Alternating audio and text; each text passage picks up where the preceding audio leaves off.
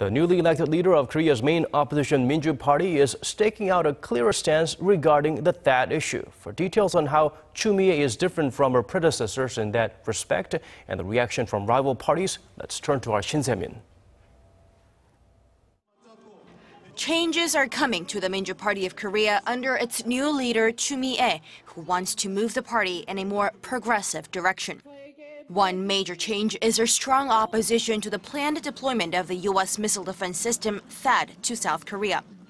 Her predecessor, interim party leader Kim Chong-in, was neutral overall on THAAD, saying its deployment was inevitable in the face of Pyongyang's ballistic missile threats and Seoul's strong alliance with Washington. But as new party chief, Choo has vowed to give the party a clear stance on the issue, making the rejection of THAAD an official plank in the party platform. Her position has garnered a lot of attention from the other major parties. The ruling Saenuri Party's floor leader Chung Jin-seok called it disappointing and regrettable, arguing that in the face of security threats, South Korea needs to make a rational decision based on the national interest.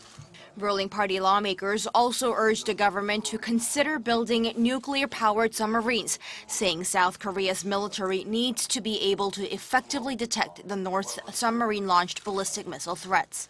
The minor opposition People's Party chief Park Ji-won, however, welcomed Choo's stance.